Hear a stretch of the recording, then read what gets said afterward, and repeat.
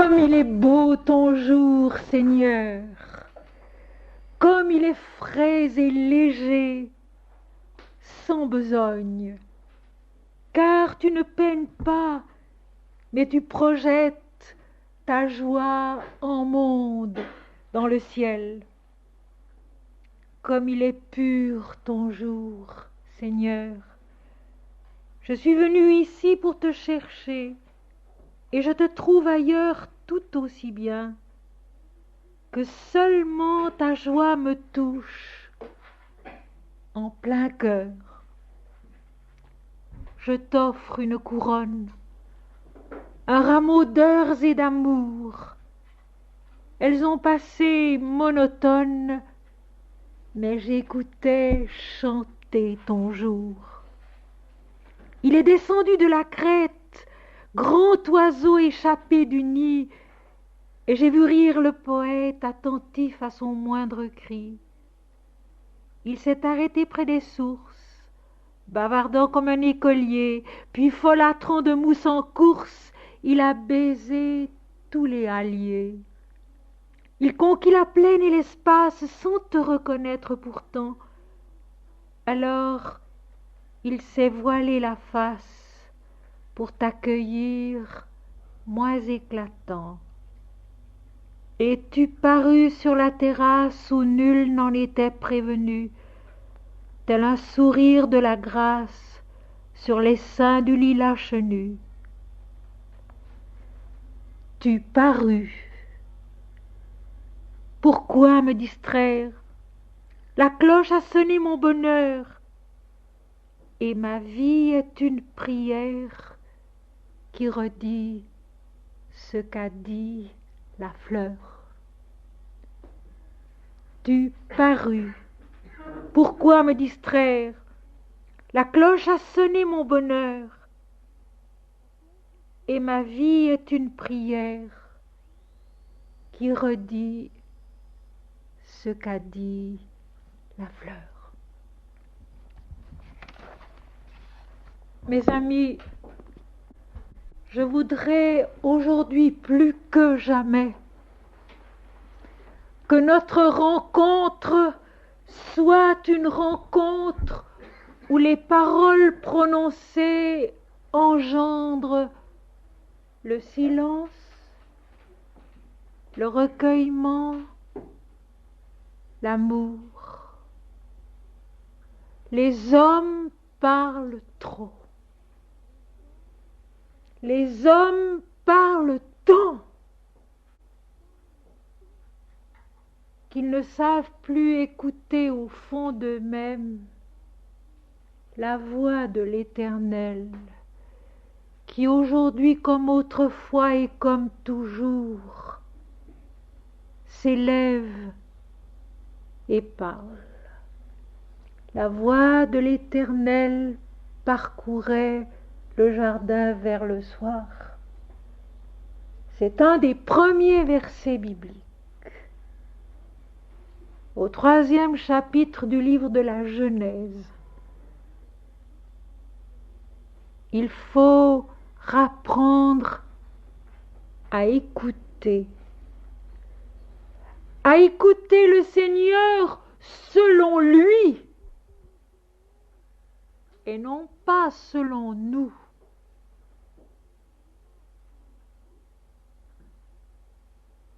À entendre le Seigneur et sa voix selon lui et non pas selon nous. Tu parus. Pourquoi me distraire? Ma vie est devenue une prière. C'est cela qui est juste. C'est cela qui est vrai. Et c'est cela qu'il faut rapprendre constamment à nouveau, chaque jour à nouveau. Le texte que je vous apporte aujourd'hui, apparemment tellement connu, je dis bien apparemment tellement connu, c'est la parabole du semeur. Évangile selon saint Matthieu, chapitre 13. Je m'appuierai d'abord sur quelques versets du chapitre 12 de ce même évangile. Parabole apparemment très connue, expliquée pour une fois par Jésus lui-même à ses disciples. Et en me penchant une fois de plus sur ce texte, j'ai découvert pour nous des trésors que j'espère vous apporter dans toute leur limpidité. Je commence par le chapitre 12, versets 46 à 50. Comme Jésus s'adressait encore à la foule, voici sa mère et ses frères qui étaient dehors cherchèrent à lui parler. Quelqu'un lui dit, voici ta mère et tes frères sont dehors et ils cherchent à te parler. Mais Jésus répondit à celui qui lui disait, qui est ma mère et qui sont mes frères? Puis étendant la main vers ses disciples, il dit, voici ma mère et mes frères. Car quiconque fait la volonté de mon Père qui est dans les cieux, celui-là est mon frère et ma sœur et ma mère. Et dès ces premiers versets, au premier abord un peu choquants, je voudrais bien faire comprendre quelque chose de Jésus qu'habituellement on ne voit pas, on ne sait pas, on n'entend pas. Jésus parle toujours d'entendre, que ceux qui ont des oreilles entendent. Et ici, il emploiera dans la parabole du semeur le verbe comprendre, qui est parallèle au verbe entendre. Posons-nous la question tout d'abord, Jésus au milieu de la foule, Jésus parmi ses disciples, qui était-ce? Quelle était son optique? Quelle était la nature du regard qu'il posait sur chacun et sur tous? Cela, nous ne nous le demandons pas en général. Essayons, par comparaison, de nous en faire une idée.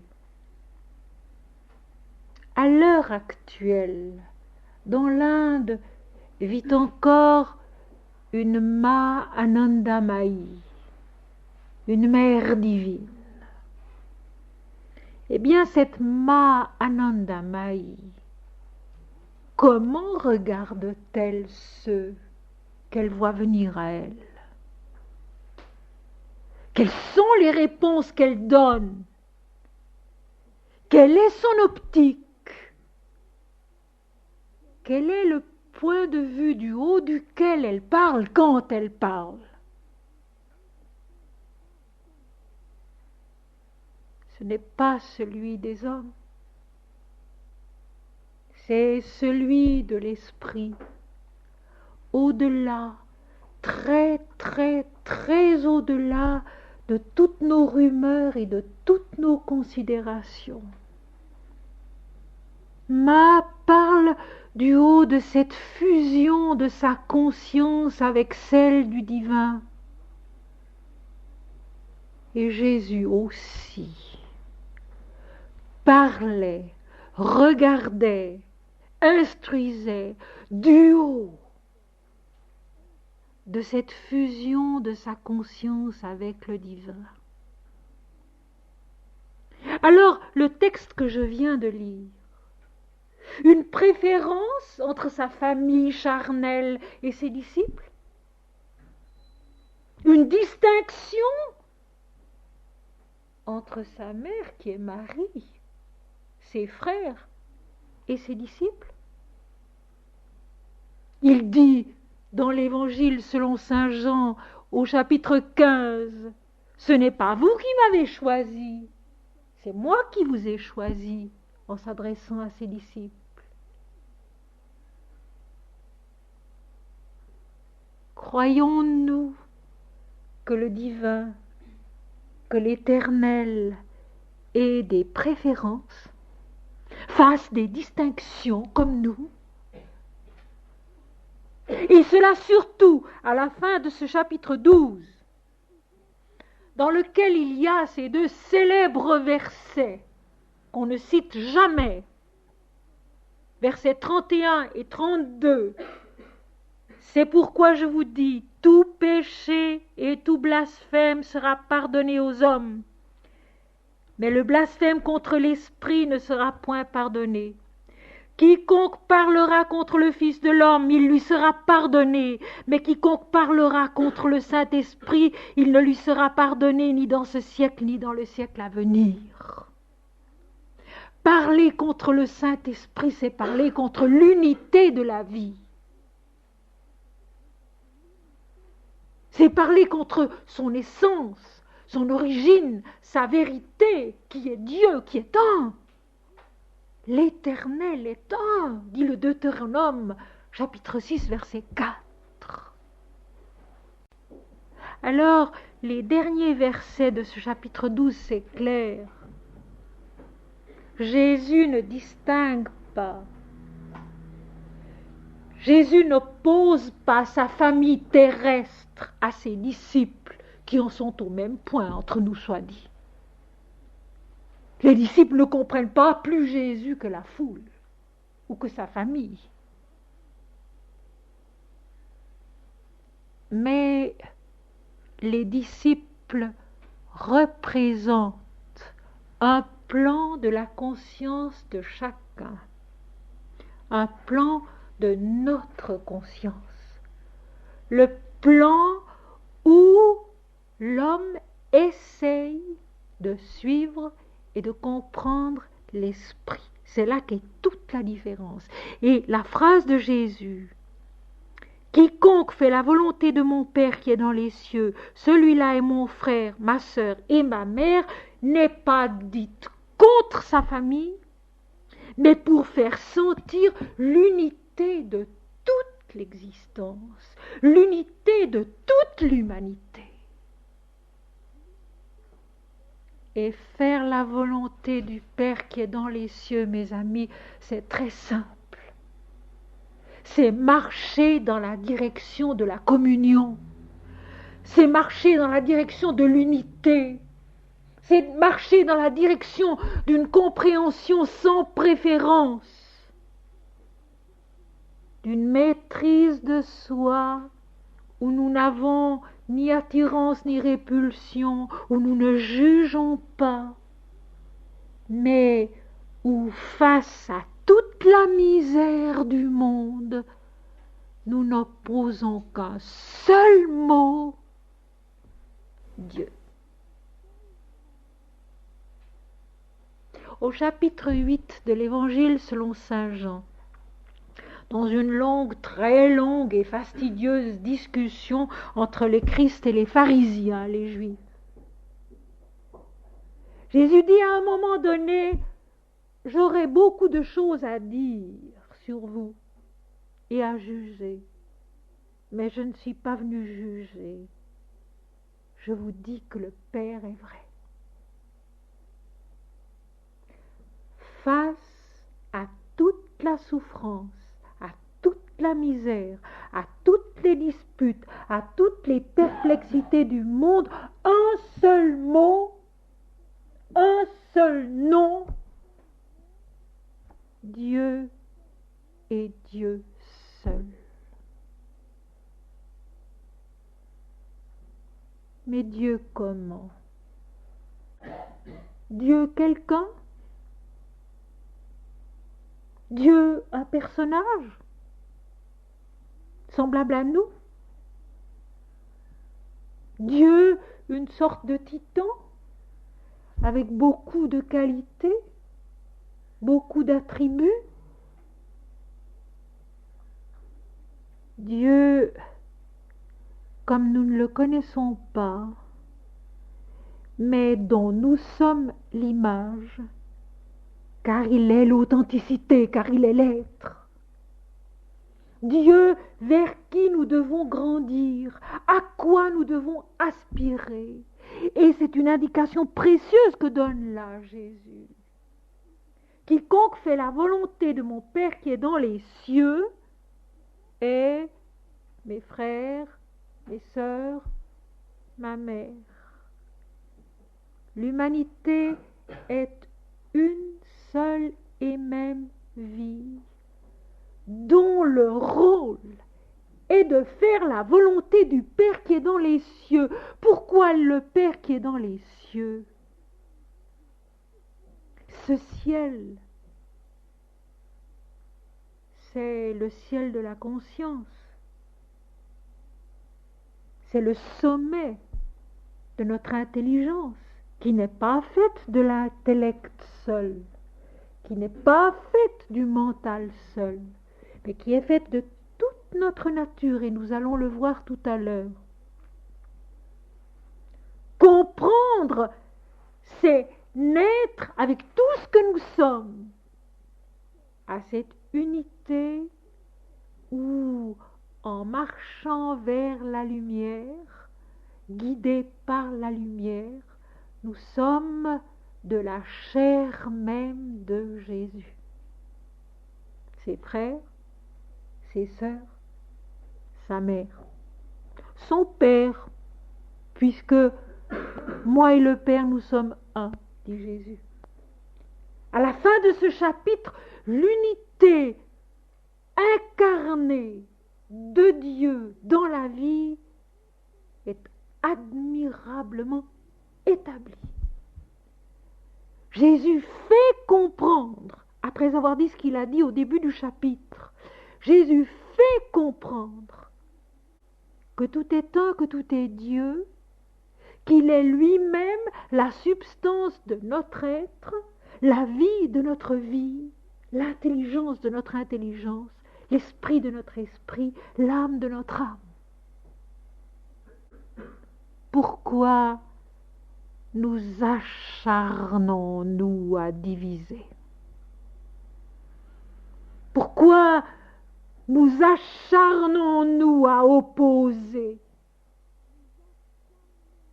Pourquoi avons-nous tant de peine à vivre simplement l'amour qui unit, la bonne volonté qui permet l'union,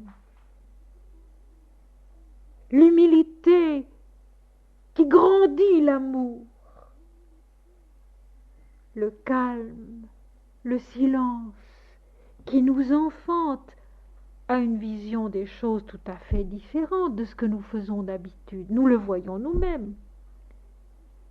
Quand nous discutons beaucoup, nous nous laissons emporter par nos paroles.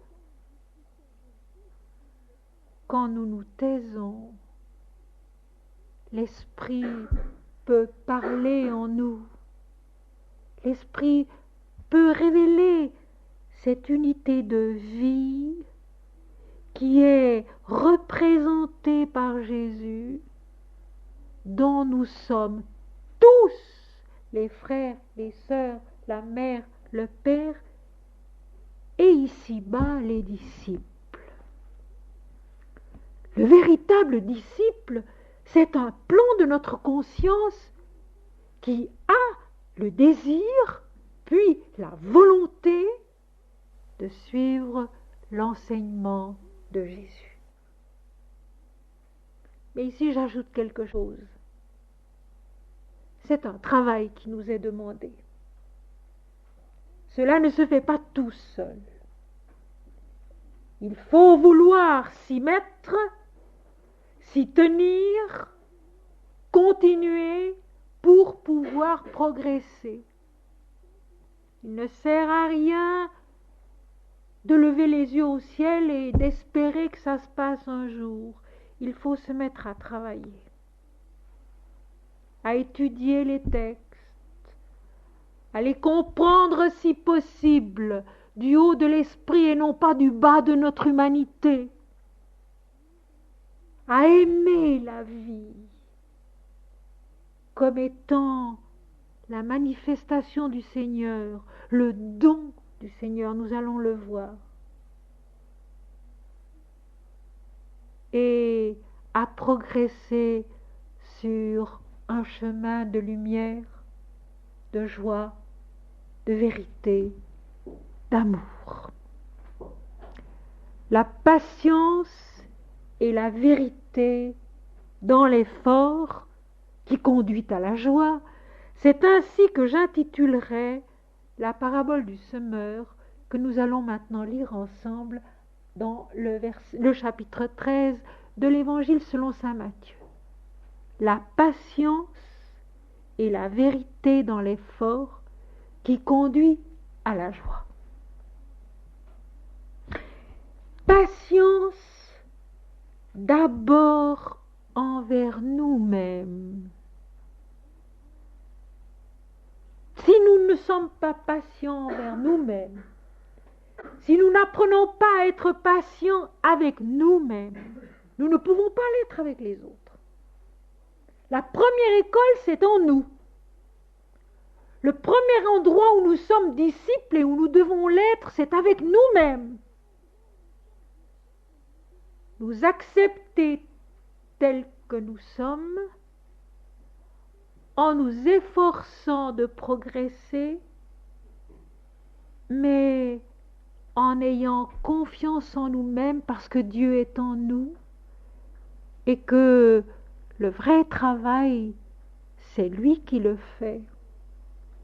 Être patient envers soi-même, avoir confiance en soi-même, c'est avoir confiance en Dieu, c'est avoir de la patience pour que lui puisse agir quand il estime qu'il est l'heure. Car il nous faut une certaine maturité pour comprendre certaines choses. Vouloir les comprendre trop tôt ou les aborder trop tôt nous égare bien souvent. Alors, écoutons la parabole du semeur qui marque si joliment, non pas des catégories d'humains, une fois de plus, mais des étapes en nous-mêmes. Une progression en nous-mêmes. La patience et la vérité dans l'effort qui conduit à la joie de la fécondité. Ce même jour, Jésus sortit de la maison et s'assit au bord de la mer. Certes, voilà un verset qui peut paraître ne demander aucune explication. Ce même jour, dans le temps, Jésus sortit de la maison où il se trouvait et il s'assit au bord de la mer. Mais quand on commence à lire la Bible avec d'autres yeux, on s'aperçoit que certains mots reviennent. On s'aperçoit que certains verbes notamment reviennent. Et que, du point de vue spirituel, ils ont donc quelque chose à nous dire. Ce même jour donc où Jésus essayait, il sait très bien qu'il n'est pas compris, essayait de faire comprendre à la foule, à sa famille, à ses disciples, que Dieu est un, que Dieu est tout. Un jour dans le temps qui a 24 heures, d'accord. Mais ce jour est aussi le jour du Seigneur, qui est l'éternité. La lumière du Seigneur, qui est l'éternité. L'éclairage spirituel dans lequel Jésus parle. n'oublions pas qu'il s'agit de textes divins, de paroles qui viennent de Dieu.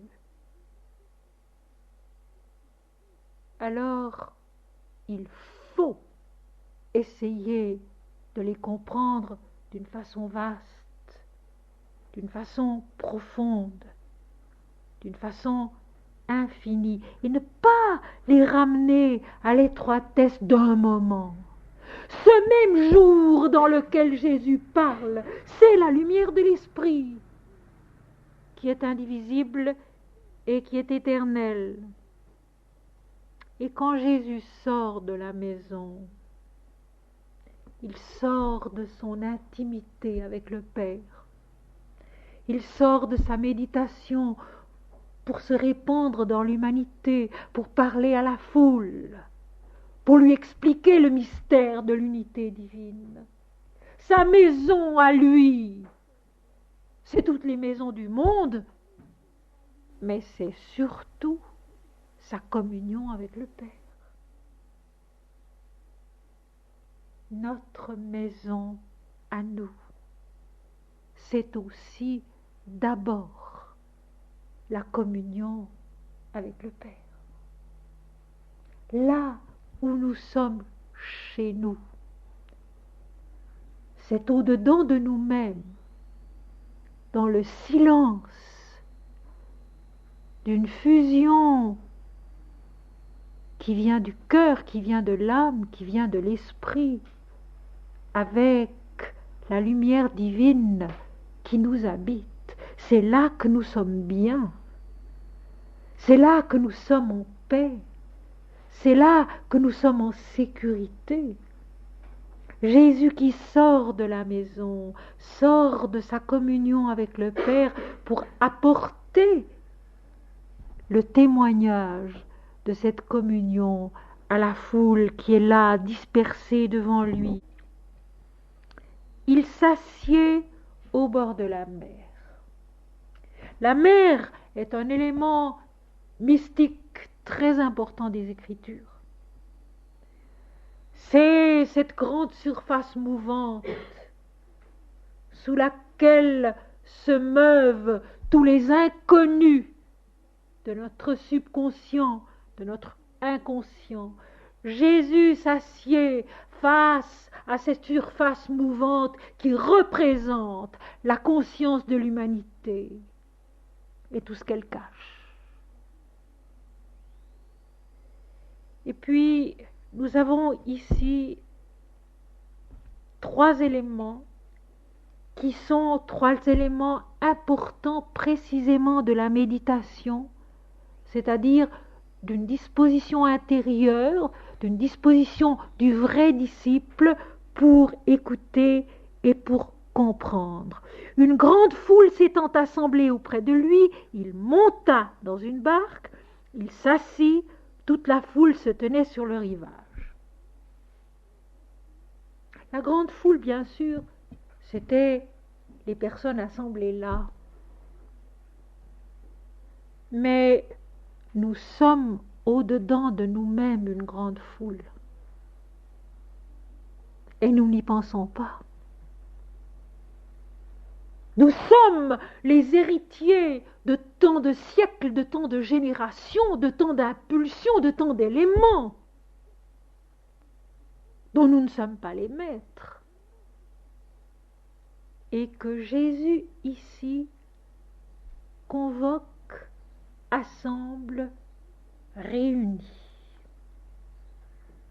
Le mot église, ecclésia en grec, veut dire l'assemblée par convocation. Et nous sommes au-dedans de nous-mêmes cette église. Et le monde tout entier et sa foule est l'église que Dieu convoque, que Dieu rassemble autour de son enseignement. Pourquoi allons-nous chercher des distinctions et des divisions où il n'y en a pas ?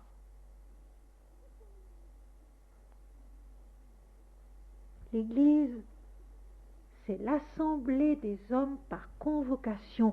C'est aussi l'assemblée de l'homme au-dedans de lui-même, convoqué par Dieu. Jésus paraît et la foule s'assemble autour de lui. dans toute sa diversité, dans toute sa dispersion, dans toute sa perplexité, dans toute sa souffrance, dans toute son attente. Parce que la foule qui est là attend. Elle attend le pain de vie. Et Jésus est le pain de vie. Et nous, au-dedans de nous-mêmes aussi, nous attendons le pain de vie. Et Jésus est ce pain de vie. Une grande foule s'étant assemblée auprès de lui. Jésus paraît et la foule s'assemble. L'Esprit descend en nous et il y a une cohésion qui se crée en nous aussitôt. Il y a un rassemblement, une sorte d'attention, d'attente aussi. Alors Jésus monte dans une barque. Ailleurs, il monte sur la montagne ou sur une colline. Il monte. Bien sûr, on peut ne voir que le fait concret. Jésus qui enjambe une barque et qui monte dedans, bien sûr. Mais quand c'est l'Esprit qui va parler, quand c'est l'Esprit qui vient à nous, on peut aussi comprendre autrement. Jésus monte toujours vers cet état de communion d'où il parle. On dit de Manandamayi qu'elle ne parle jamais s'il n'y a pas en elle quelque chose de divin, d'indéfinissable qui se déclenche. Autrement, elle ne dit rien, ou bien elle dit simplement Bhagavan, c'est-à-dire le bienheureux, et c'est tout. Jésus monte. Il monte dans son état de fusion avec l'Esprit, parce que c'est de là-haut qu'il parle.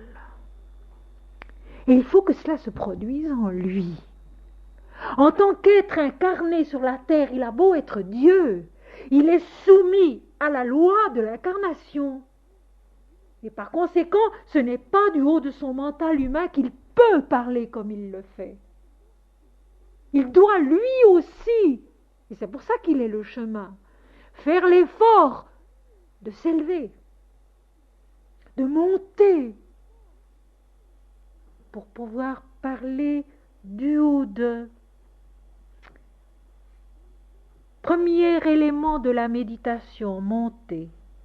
Deuxième élément, la barque, c'est-à-dire le mouvement, l'avancement.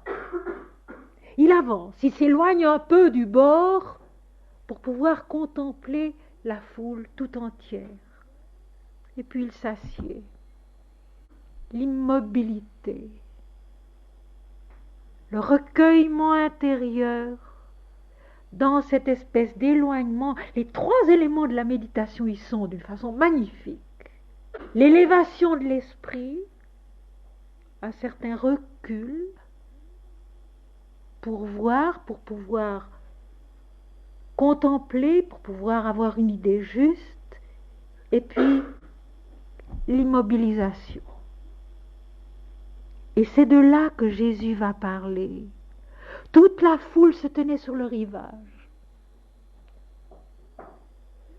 Sur ce rivage de l'attente, en deçà de la connaissance de l'unité. Jésus est dans la connaissance de l'unité. La foule est en deçà. Elle est sur le rivage.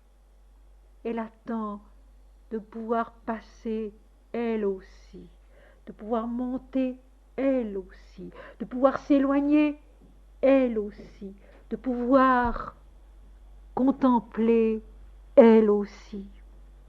Il leur parla en parabole sur beaucoup de choses et il dit: les paraboles de Jésus Il va en être question tout à l'heure parce que ses disciples lui poseront la question, lui diront, mais pourquoi leur parles-tu en parabole? Parabolé, c'est l'image, en grec, c'est l'image, la comparaison. Paraballo, le verbe qui a donné le mot parabole, veut dire s'écarter, aller dans une autre direction. Toute la vie est faite de paraboles.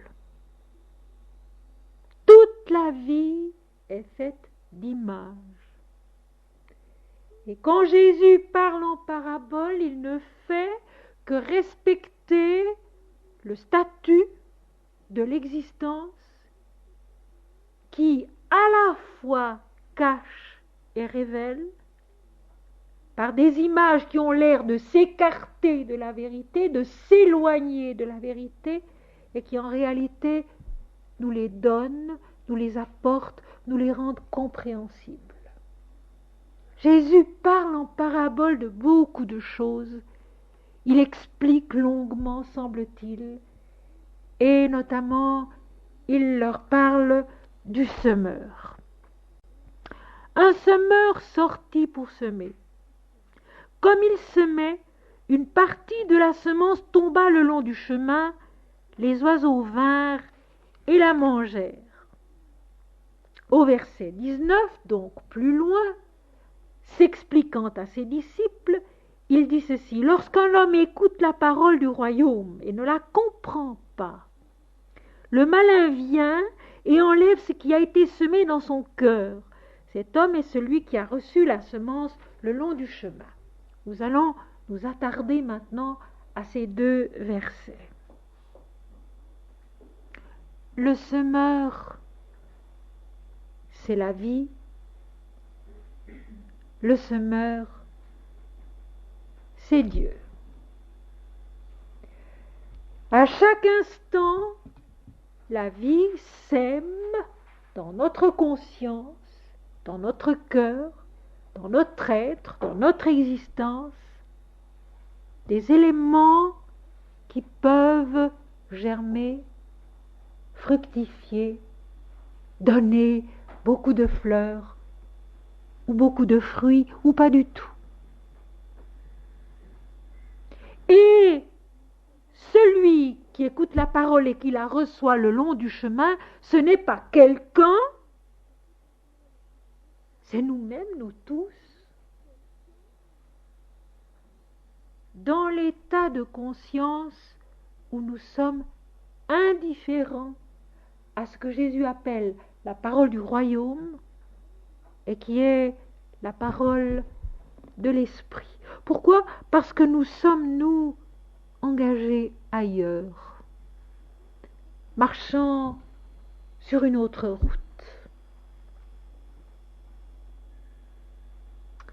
Nous sommes sur le sentier où l'ego, le moi individuel, a pris toute la place. Et où par conséquent la semence du ciel, la semence de l'esprit ne trouve aucun endroit où se poser, elle tombe à côté du chemin. Parce que le chemin de l'égoïsme et de l'orgueil, pris non pas dans leur sens moral, mais dans leur sens fonctionnel, essentiel,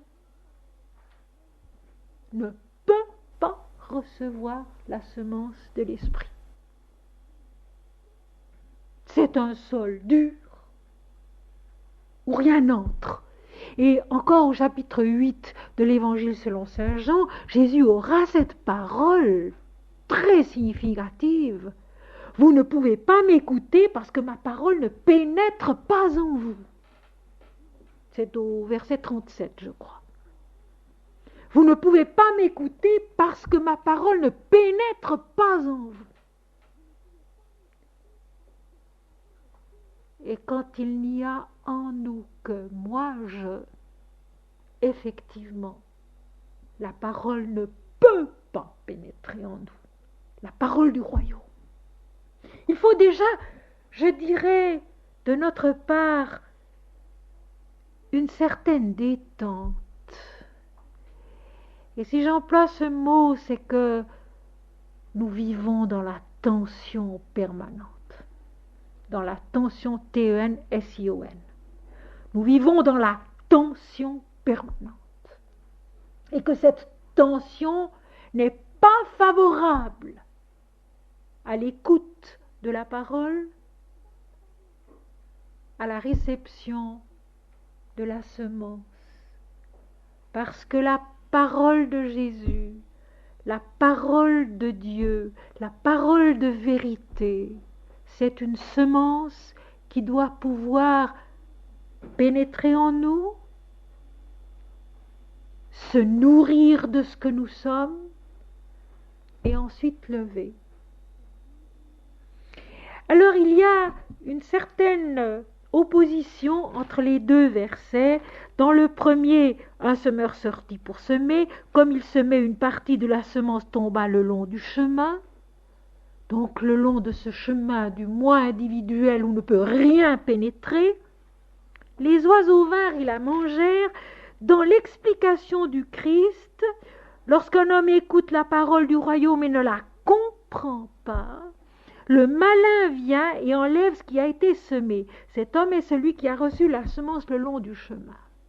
Le malin, les oiseaux. Nous allons voir comment il faut comprendre cela.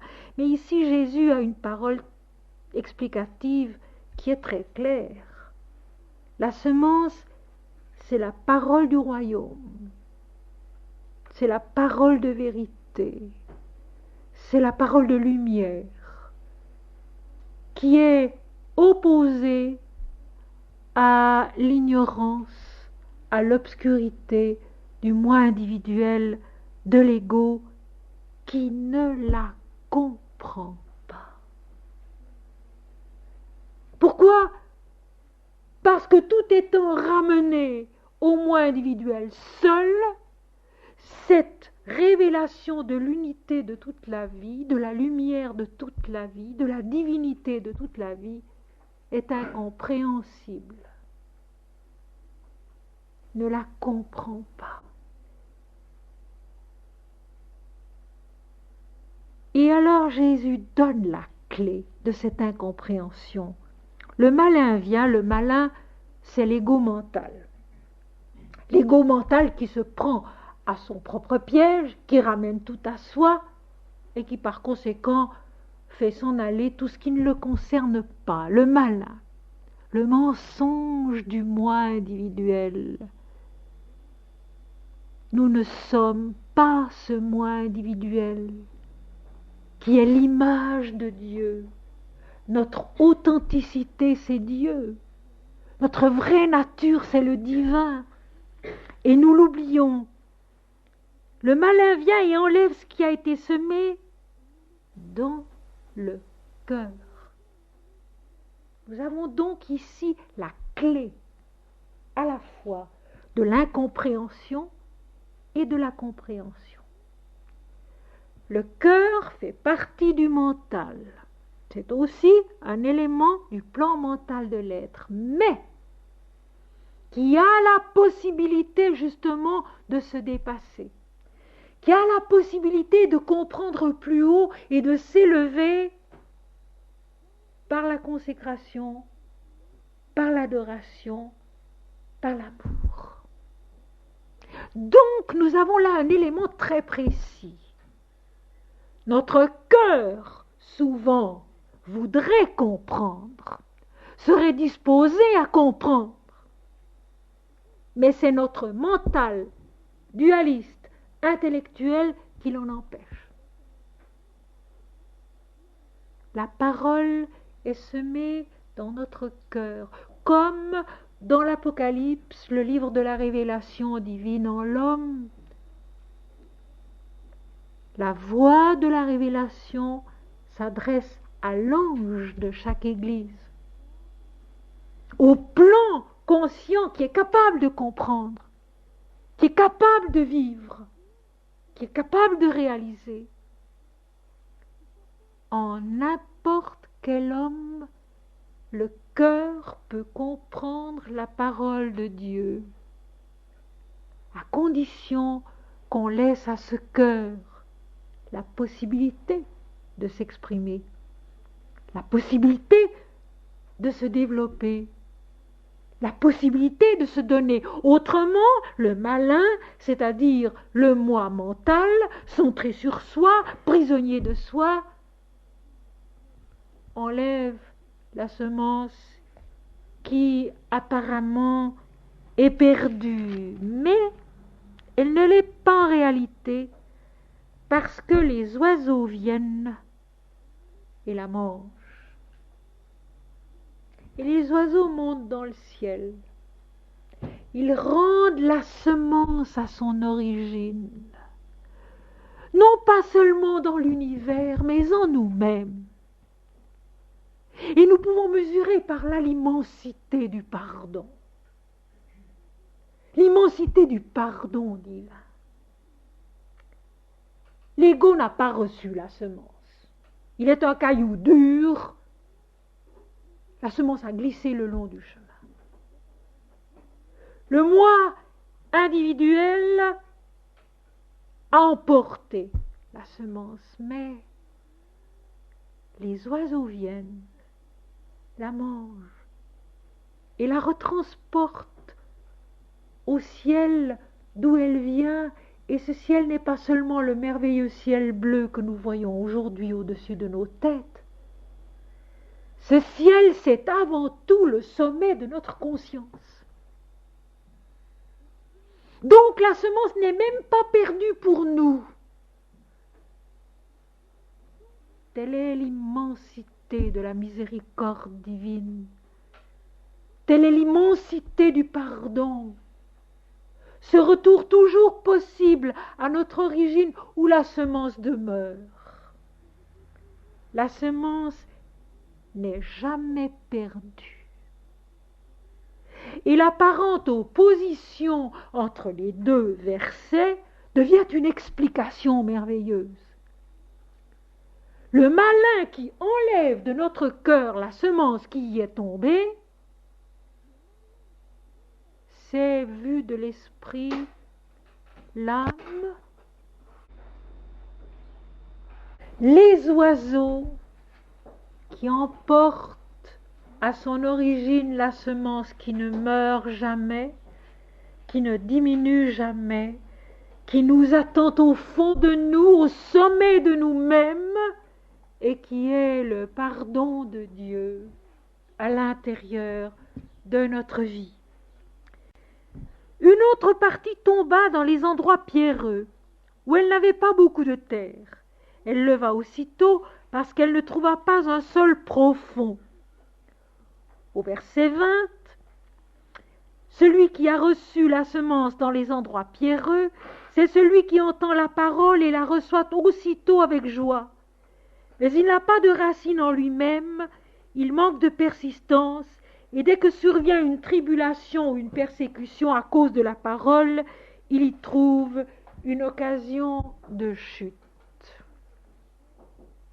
Beaucoup de choses à expliquer dans ces deux versets.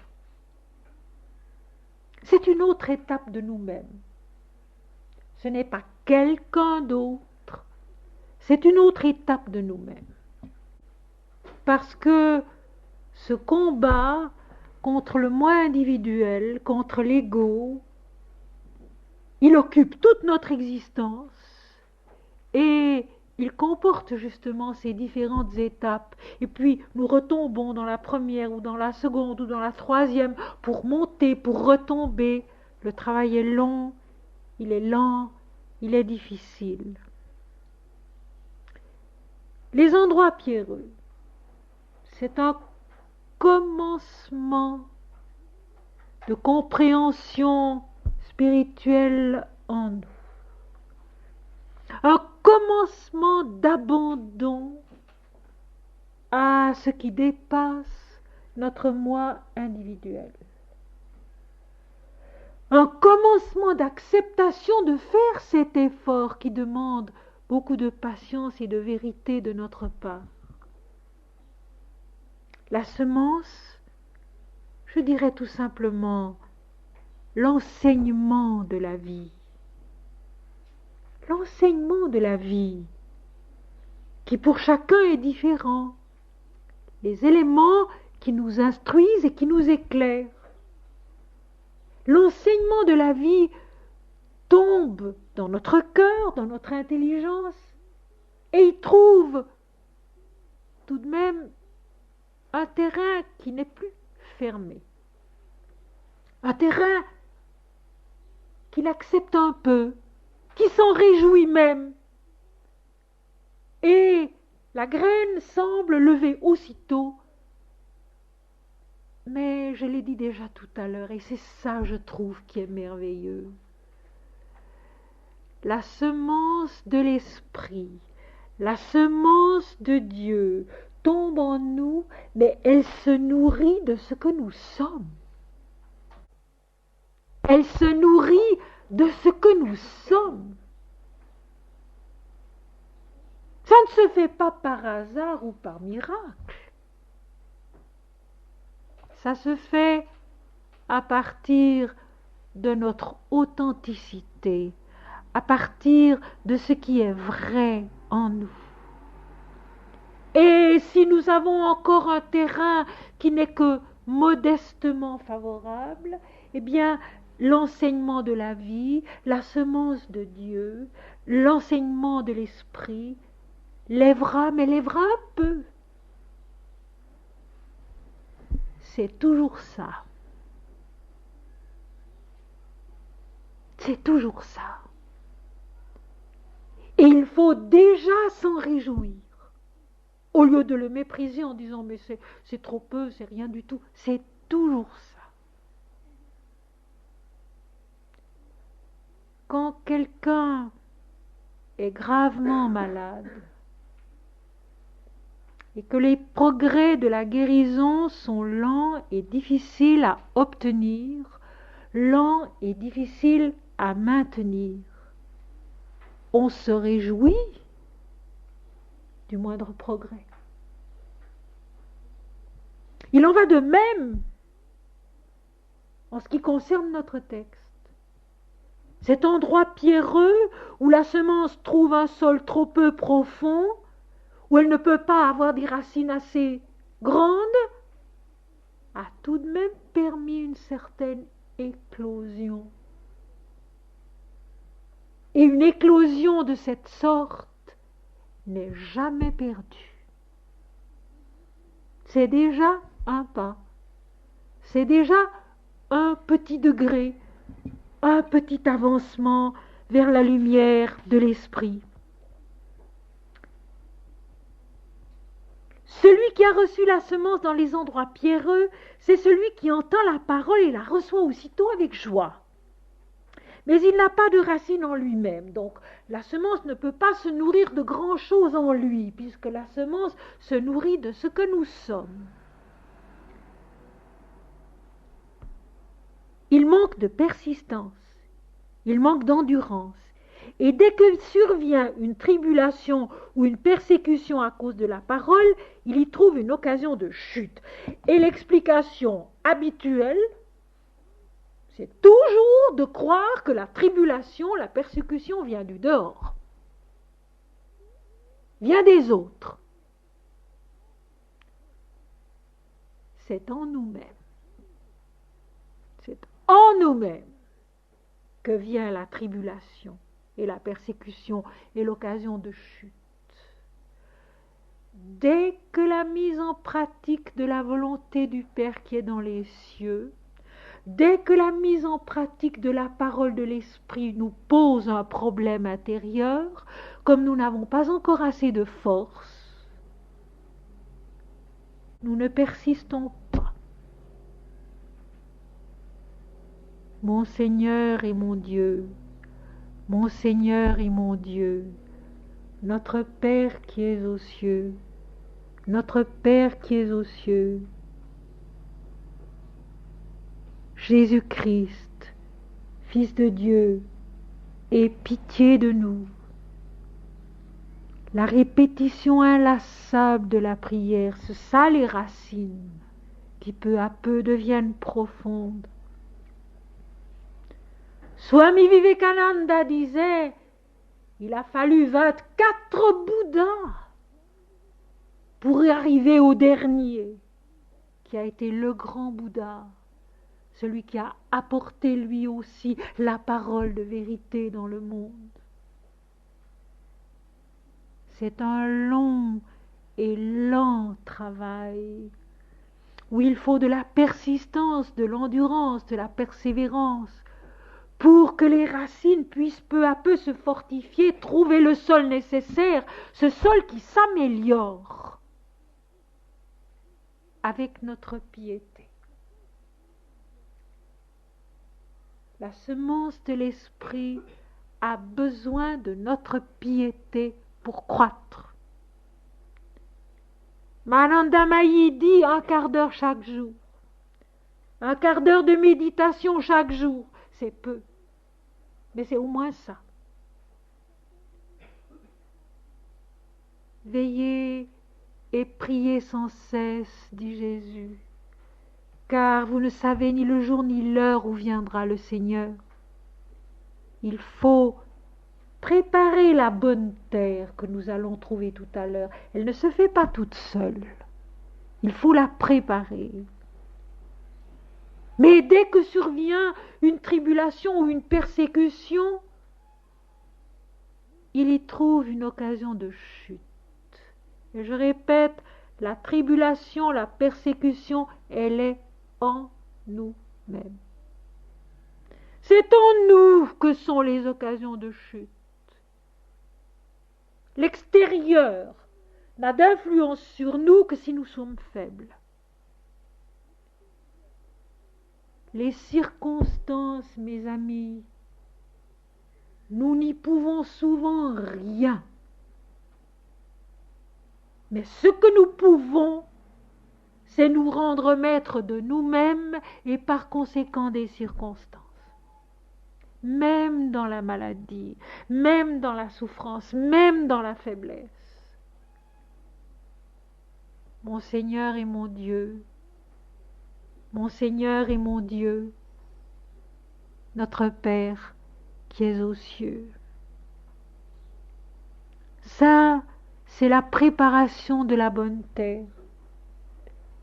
La préparation des racines en nous qui tiennent et qui permettent à la semence de grandir et de prospérer.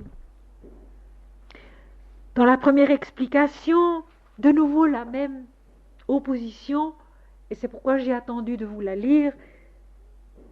Ce sont les tribulations, la persécution, l'occasion de chute. Ici, au lieu des oiseaux, nous avons le soleil. Mais quand le soleil parut, elle fut brûlée et sécha, faute de racines. Le soleil, c'est la lumière.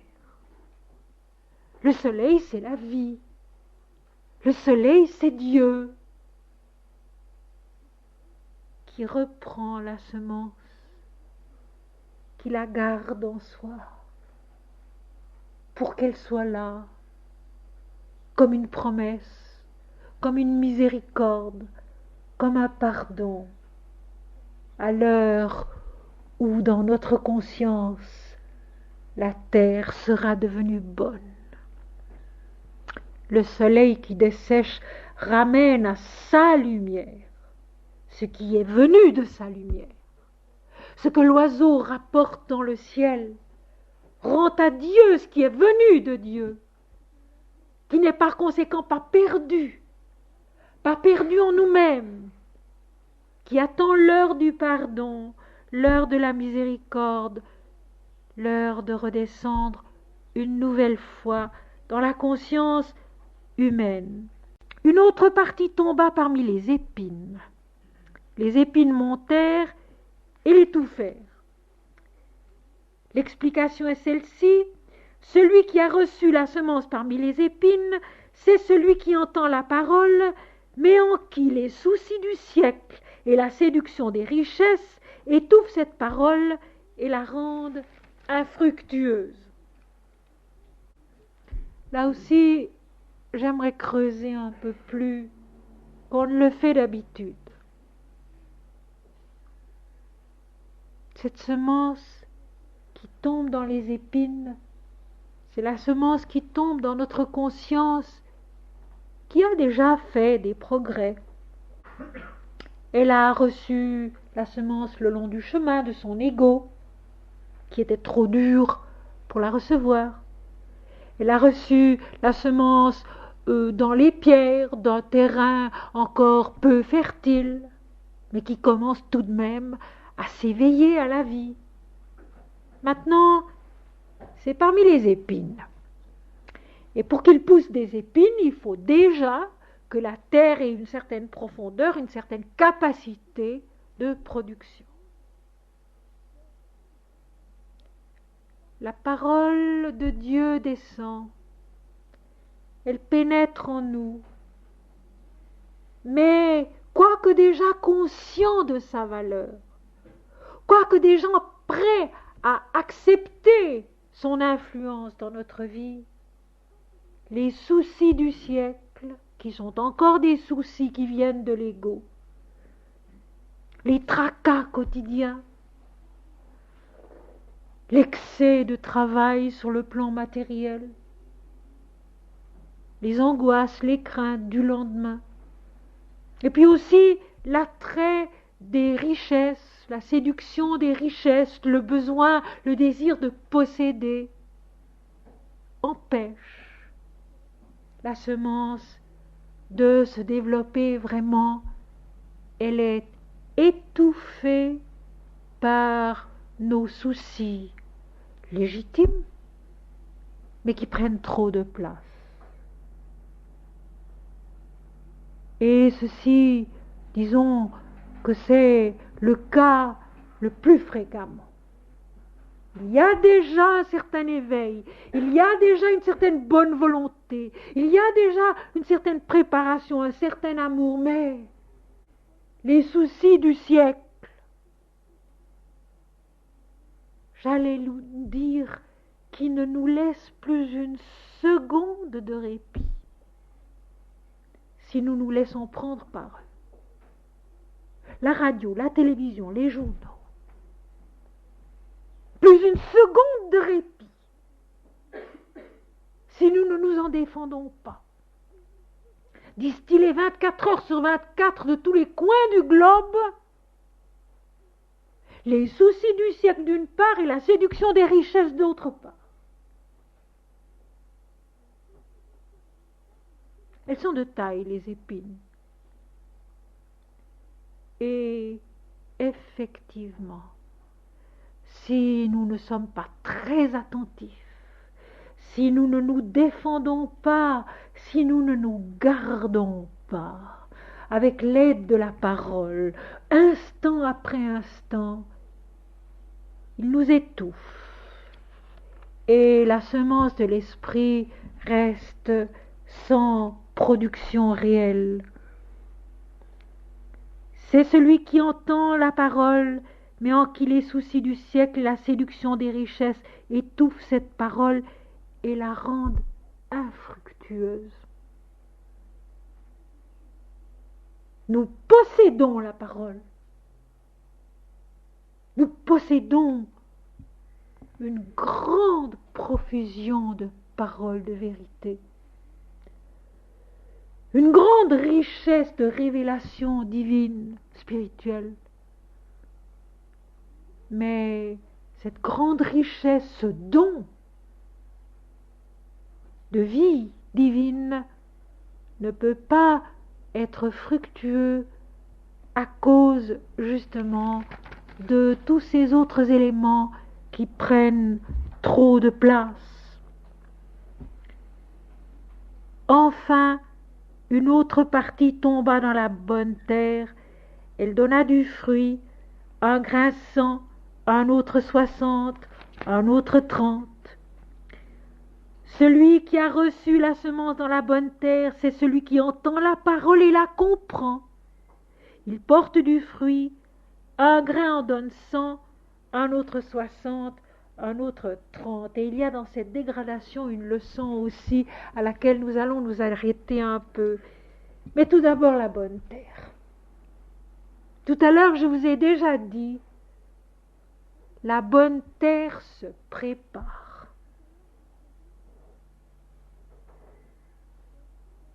Cette bonne terre, elle est en nous. Elle attend en nous. Seulement, il faut la découvrir. C'est comme dans un jardin ou dans un champ ou dans une région. Il y a des endroits où la terre est plus fertile, des endroits où la terre est moins fertile. Il y a des endroits où la terre permet certaines cultures et d'autres endroits où cette culture n'est pas possible. Alors, mes amis, quel est en nous l'endroit où la terre peut devenir bonne? Ceci, ce n'est pas une question indifférente, c'est même très important. Nous sommes divers. Nous avons en nous-mêmes une multitude. Nous avons quantité de possibilités, quantité de capacités, une grande variété de points de vue, de moyens de compréhension. Où est en nous la bonne terre? C'est l'endroit, mes amis, où nous sommes le plus vrai. Et ceci, je l'ai déjà dit à d'autres occasions. Pour chacun, ce coin de vérité en lui-même est différent. Chez l'un, ce sera par exemple dans son travail, où il est le plus sûr de lui, où il possède en main ses capacités, où il est maître de ce qu'il pense et de ce qu'il fait. Chez d'autres, ce sera par exemple l'amour des autres, le besoin de se dévouer pour les autres. C'est là qu'il est le plus vrai, le plus authentique, le plus juste et dans la plénitude de ses moyens. Parce que nous savons tous qu'il y a des activités, des situations où nous perdons nos moyens. Il y en a d'autres où au contraire nous trouvons nos moyens. Nous les trouvons, nous les développons. Et la bonne terre, c'est cet endroit-là. Essayez de découvrir en soi le lieu où nous sommes le plus vrai, où nous sommes le plus efficace, où nous sommes le plus heureux aussi, pour développer là la semence de la lumière, la parole de vérité, qui porte du fruit, qui donne du fruit. Et bien sûr, si nous avons pris l'habitude de développer notre piété, c'est là que la bonne terre se développe et rend possible la fructification de la semence et sa production. L'amour de Dieu, l'amour des hommes, la prière régulière, l'adoration, l'étude des Écritures, la répétition du nom de Dieu, mon Seigneur et mon Dieu, mon Seigneur et mon Dieu, notre Père qui es aux cieux. Un grain en donne 100, un autre 60, un autre 30. C'est vrai. En général, au commencement d'une fructification, après ce que j'appellerais un moment de grâce, où nous avons véritablement été fructifiés par une semence de parole divine, il y a un jaillissement de l'âme en nous. Et un grain produit 100 autres grains. La fructification est forte, elle est intense. Et puis, avec le temps qui passe, le jaillissement est moins puissant, la joie est moins grande, la poussée est moins forte, et un autre grain en donnera 60. Et puis encore un peu plus tard, il en donnera 30. Alors attention, il ne s'agit pas de se lamenter sur le fait que d'abord le grain en donnait 100, puis maintenant seulement 60, et ensuite seulement 30, et puis peut-être 15 et même un seul. Accepter ce que la graine produit et s'en réjouir, sans comparer avec d'autres moments qui ont été plus fructueux, plus riches, plus heureux. Se réjouir de la production de 30 grains autant que de la production des 100 grains. Notre vie ici-bas est faite de mouvements, d'instabilité, de différences.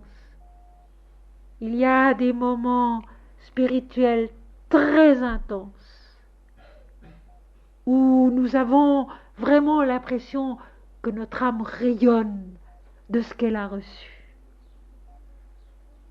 Et puis, il y a des moments moins intenses où il faut déjà plus de persévérance, plus de persistance, plus de confiance pour accepter que ce soit moins lumineux, moins rayonnant, mais tout de même très positif. Et puis il y a d'autres moments qui le sont encore beaucoup moins, où il ne reste peut-être que le souvenir d'avoir reçu la semence, de l'avoir comprise, parce que c'est de cela qu'il s'agit. Comprendre selon l'esprit et non pas selon l'homme. Là est vraiment le secret. Comprendre selon l'unité, où tous les êtres sont frères, sœurs, pères, mères du Christ, où Christ est notre vie, jusque dans l'incarnation. Il y a des moments où la graine ne produit que cela, le souvenir et la nostalgie. Mais c'est encore juste, c'est encore vrai, c'est encore la miséricorde, c'est encore le pardon qui nous permet de repartir. N'oublions pas qu'il y a dans la vie spirituelle des saisons, comme dans la nature. Il y a le printemps où tout fleurit, où tout jaillit, où tout fructifie. Il y a l'été qui est la moisson.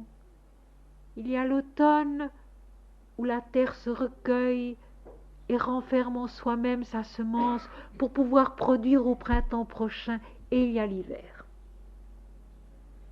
L'hiver où tout a l'air mort, mais où la vie se ressource, si l'on peut dire, se repose pour pouvoir repartir. Il faut accepter ces différentes saisons, sans se plaindre, en se souvenant de l'été, en se souvenant du printemps, et en se souvenant surtout que la semence demeure, qu'elle est inépuisable et qu'elle revient toujours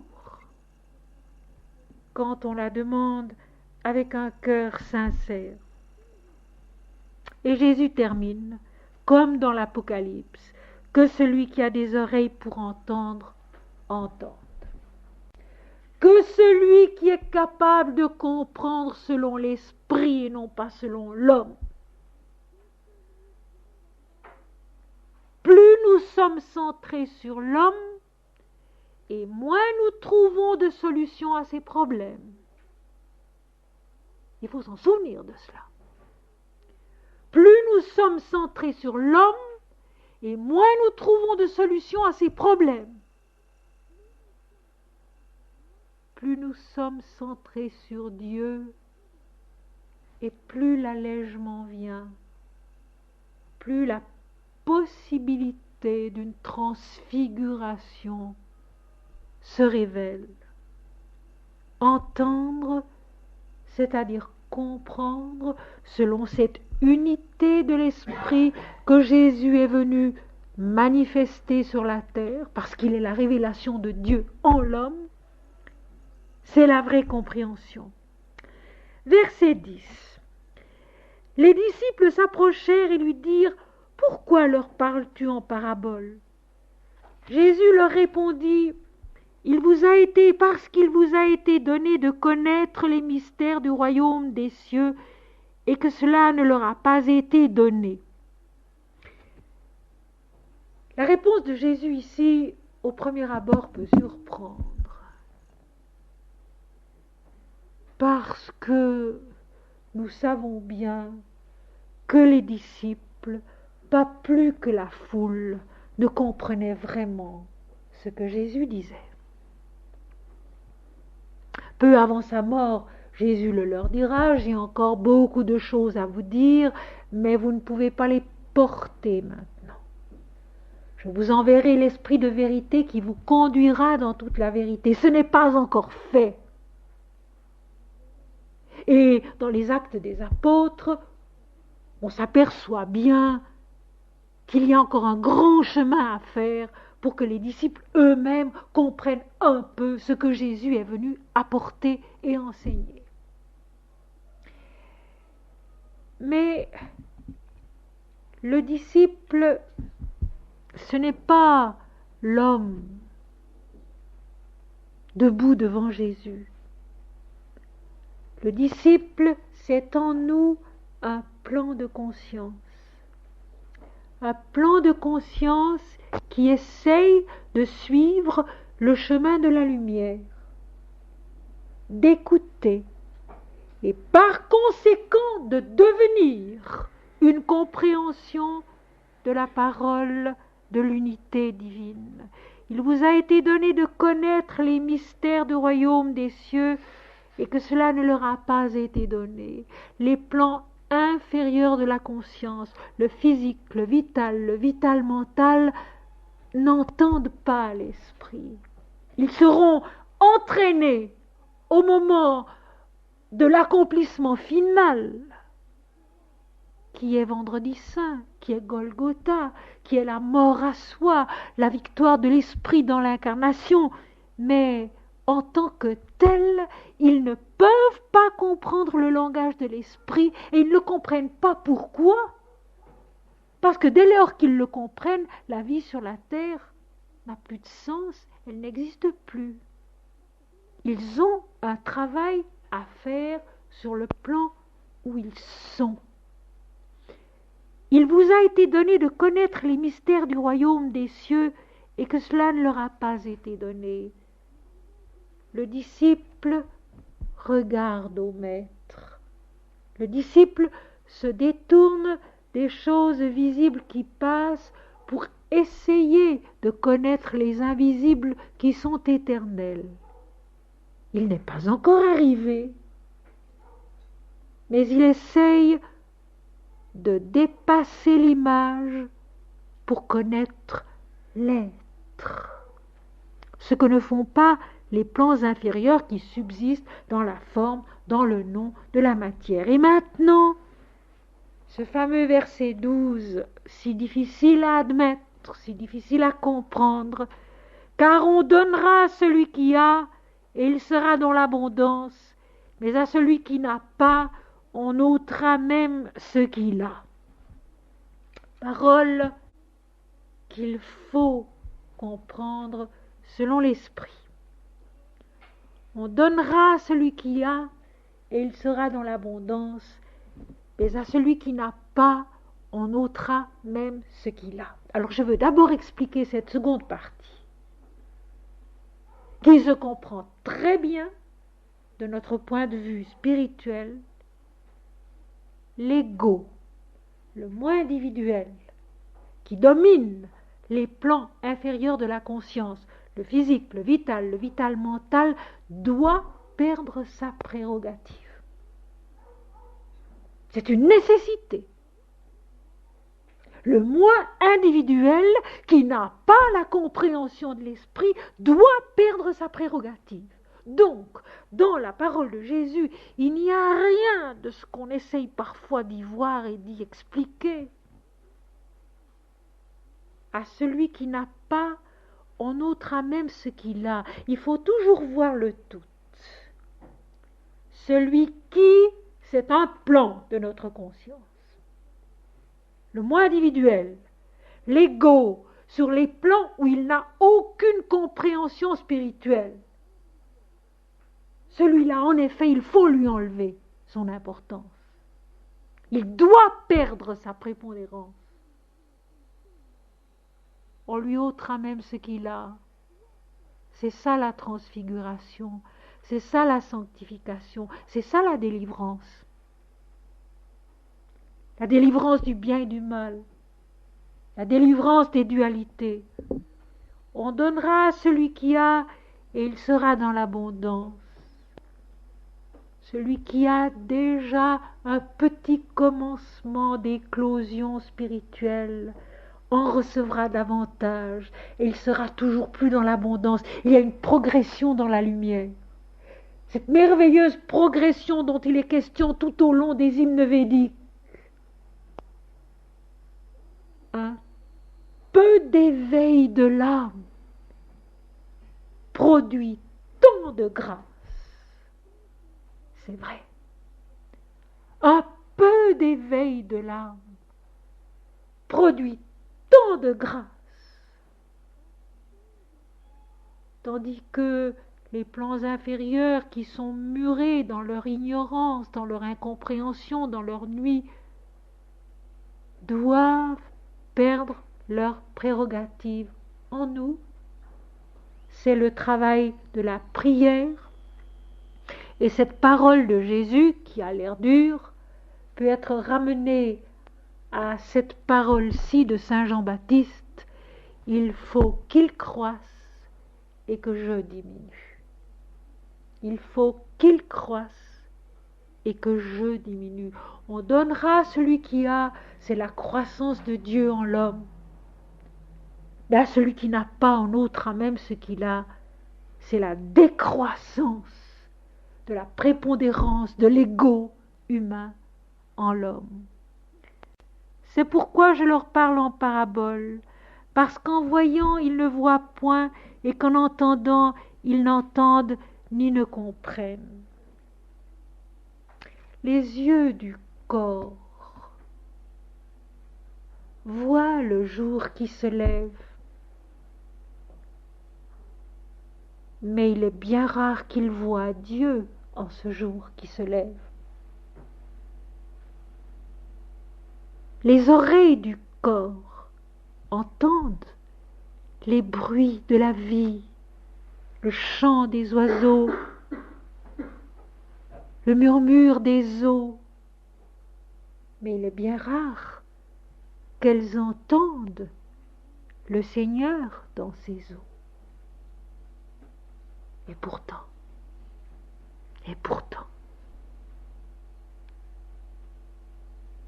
un jour qui se lève, même brumeux, un midi qui s'épanouit, un soir qui tombe, le printemps qui se réveille une fois de plus. C'est un miracle. On peut y voir Dieu. On peut y aimer Dieu. On peut y chanter Dieu, comme l'a fait un Saint François d'Assise. Le bruit de la vie, les bruits de la vie nous parlent de Dieu. Combien de fois dans une vie humaine est-ce que nos oreilles entendent Dieu dans les bruits qui passent?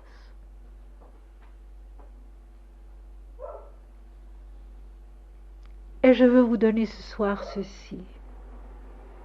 En 1948, dans la grande époque où j'ai été formé par l'Esprit, où j'ai été façonné par l'Esprit, Je me rappelle d'un matin, un dimanche matin, nous étions encore à cette époque-là au Val d'Anivier. Mon mari était médecin là-haut et pendant qu'il faisait quelques visites, seule à la maison, je suis partie me promener sur un chemin qui montait de Vissois à Saint-Luc. Il faisait très beau. Et les cloches de toute la vallée se sont mises à chanter. Je me souviens que j'ai été soulevée d'une joie immense et qu'il y avait en moi cette certitude palpable, vivante, Dieu est. Dieu est. Et je ne marchais plus sur le sol. Et je n'étais plus quelqu'un sur un chemin. Dieu est. Les yeux qui voient, les oreilles qui entendent. Jésus dit, je leur parle en paraboles, en images, en comparaisons qui s'écartent même de la réalité, parce que, en voyant, ils ne voient point, et en entendant, ils n'entendent ni ne comprennent. Il faut que cette partie-là de nous perde sa prépondérance. Il faut qu'on lui enlève même la force qu'elle a, pour que puisse grandir en nous cette autre force, cet autre regard, cette autre écoute qui nous révèle Dieu. Et pour eux s'accomplit cette prophétie d'Ésaïe. Vous entendrez de vos oreilles, et vous ne comprendrez point. Vous regarderez de vos yeux, et vous ne verrez point. Car le cœur de ce peuple est devenu insensible. Ils ont endurci leurs oreilles et ils ont fermé leurs yeux, de peur qu'ils ne voient de leurs yeux, qu'ils n'entendent de leurs oreilles, qu'ils ne comprennent de leur cœur, qu'ils ne se convertissent et que je ne les guérisse. Parole sibyllines, j'en conviens. Mes paroles tellement justes et tellement vraies que nous allons essayer de comprendre ensemble maintenant. D'abord une chose que j'ai déjà dite souvent mais que je répète parce qu'il le faut. Les Écritures sacrées, les prophètes qui ont écrit les textes sacrés n'annoncent pas l'avenir. Ils disent ce qui est. Le prophète vient du verbe grec prophémie qui veut dire parler pour ou devant et notamment parler au nom de Dieu. Le prophète parle au nom de Dieu. Il n'annonce pas des événements, jamais. Il dit ce qui est. Et ce qui est, c'est que nous entendons de nos oreilles et nous ne comprenons point. Nous regardons de nos yeux et nous ne voyons point. Car le cœur de ce peuple est devenu insensible. La semence qui tombe le long du chemin, parce que le chemin est trop dur, c'est le chemin de l'ego, c'est le chemin du moi individuel, c'est le chemin du moi-je. Le seul péché, disait un vieux disciple de Sri Ramakrishna, c'est de dire je suis ce corps. Non. Ce corps est pour moi la révélation de Dieu.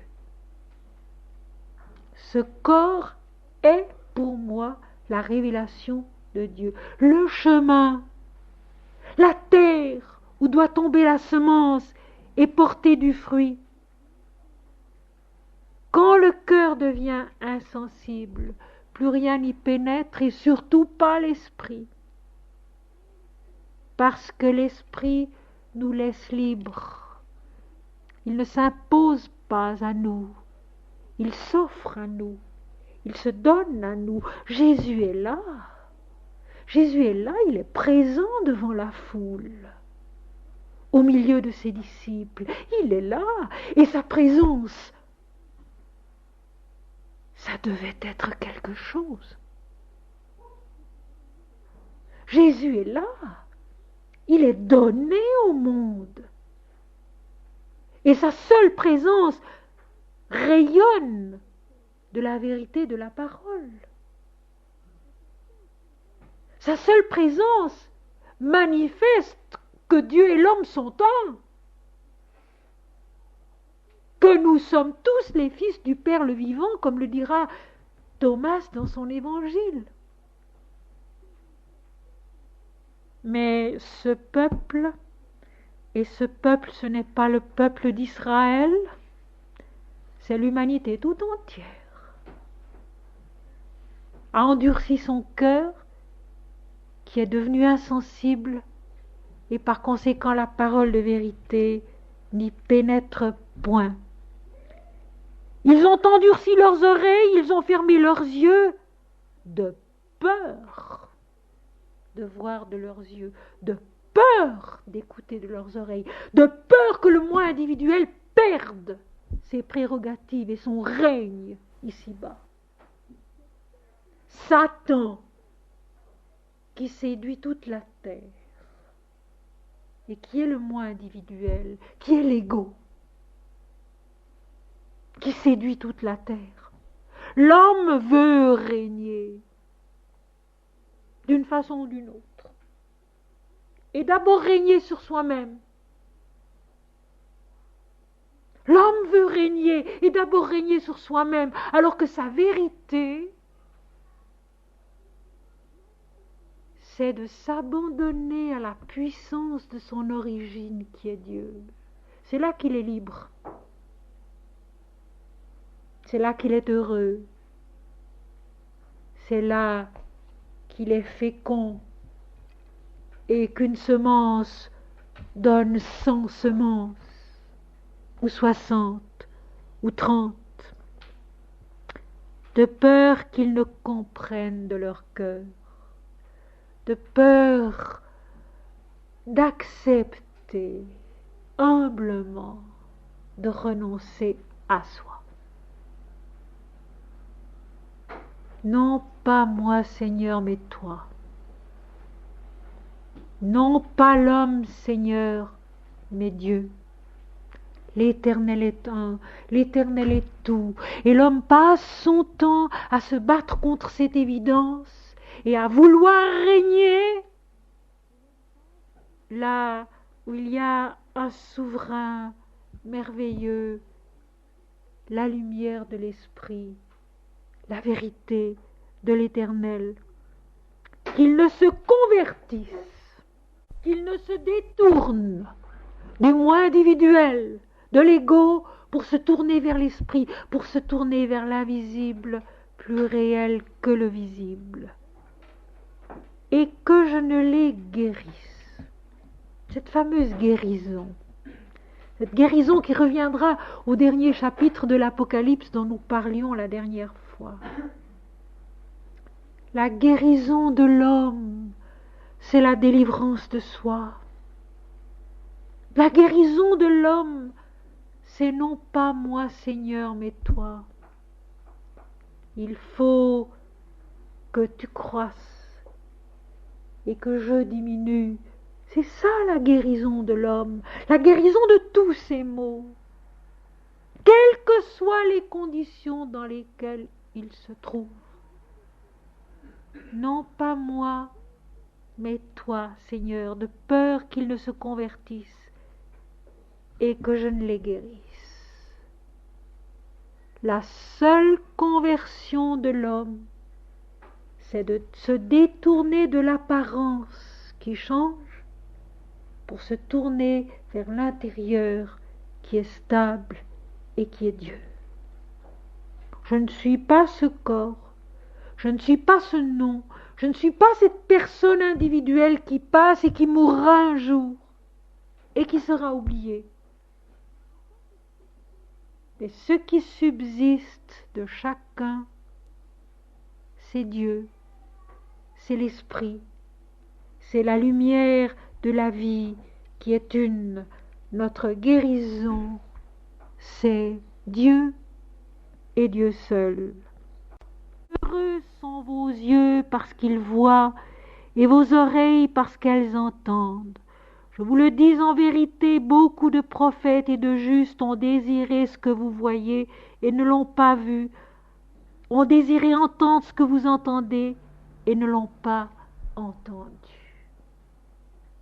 Heureux sont nos yeux qui voient, nos oreilles qui entendent, et ceci non pas il y a à peu près 20 siècles, mais aujourd'hui et toujours. Heureux le regard qui sait voir Dieu dans la vie et en soi-même. Heureuse l'oreille qui sait entendre l'Éternel dans la vie et en soi-même. Beaucoup de prophètes, beaucoup de justes même, n'ont pas vu, n'ont pas entendu. Mais heureux ceux qui voient au-dedans d'eux-mêmes. C'est là qu'il faut chercher, c'est là qu'on voit, c'est là qu'on entend. Tant qu'on cherche le salut, tant qu'on cherche la libération, tant qu'on cherche la délivrance hors de soi, on ne les trouve pas. Quand on les cherche au-dedans de soi-même, peu à peu, on les découvre comme effectivement des semences qui portent du fruit. Un grain en donne 100, un autre 60, un autre 30. Mes amis, la Bible est longue, les textes sacrés sont nombreux, ils sont souvent touffus, abondants. Il n'est pas du tout nécessaire de les connaître tous. Il faut être attentif au fond de soi, à une parole, à un nom, à une phrase, à un chant qui nous permettent d'avancer. Avancer, progresser, persévérer. C'est cela la sagesse, c'est cela la vérité. Avancer, persévérer, progresser. Et puis ceci, c'est Dieu lui-même qui assume nos progrès. Ce n'est pas nous. C'est du semeur que vient la valeur de la semence, que subsiste la valeur de la semence. Ce n'est pas de nous que cela dépend. Alors, un élément primordial de notre cheminement, c'est la confiance. Me voici, Seigneur, pour faire ta volonté. Me voici, Seigneur, pour faire ta volonté. Et nous revenons à notre début. Quiconque fait la volonté de mon Père qui est dans les cieux, celui-là est mon frère, ma sœur, ma mère, chair de ma chair, vie de ma vie, cœur de mon cœur, esprit de mon esprit. Je crois que la pensée la plus consolante, la plus fortifiante que nous puissions avoir dans n'importe quelle circonstance, c'est de se rappeler que seul Dieu est et que nous sommes en lui, vie de sa vie, chair de sa chair, esprit de son esprit, lumière de sa lumière. Que nos oreilles l'entendent, que nos yeux le voient, et c'est ainsi que nous avançons en le servant et en servant les hommes. Un semeur sorti pour semer. C'est tous les jours, à chaque instant. Préparons la terre de notre cœur pour qu'elle soit bonne et le reçoive.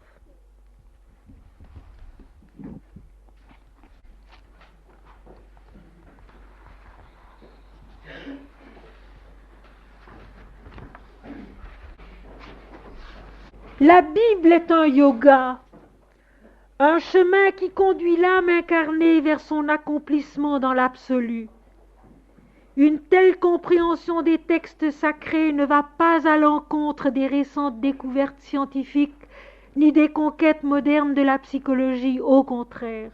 Elle les englobe, les précise et les éclaire dans le rayonnement de sa conscience universelle et unique.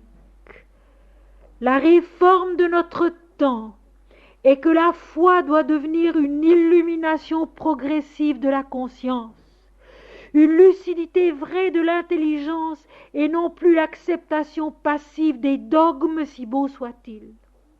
Aux mystères impénétrables de l'au-delà doit succéder la vision intérieure consciente de ce qui est. C'est le chemin que suivent les sciences et la psychologie. C'est celui où doit s'engager l'Église, une exploration minutieusement scientifique de la foi. La vie mystique est une science rigoureusement exacte dont les jalons sont clairement posés dans les textes sacrés et dans l'existence de ceux qui consacrent leur force à la connaître. Le monde est un seul être et une seule âme, dont Dieu est le centre. Qui possède le centre possède le tout, car le centre est l'existence absolue qui est connaissance et béatitude, création infinie, immortalité parfaite. Jésus-Christ est le Fils unique, l'incarnation unique en laquelle nous sommes tous conçus de la lumière unique, de l'amour et de la vérité unique. Il est le chemin de la vie et le chemin de la connaissance de Dieu. En lui nous vivons ici-bas, en lui nous sommes éternels.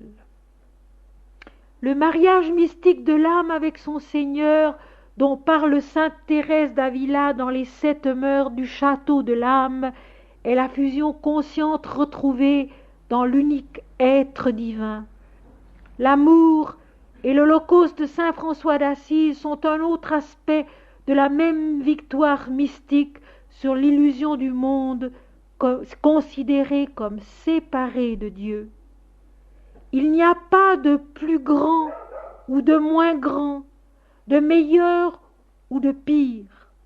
Il n'y a qu'un seul être et une seule perfection auquel nous appartenons tous totalement.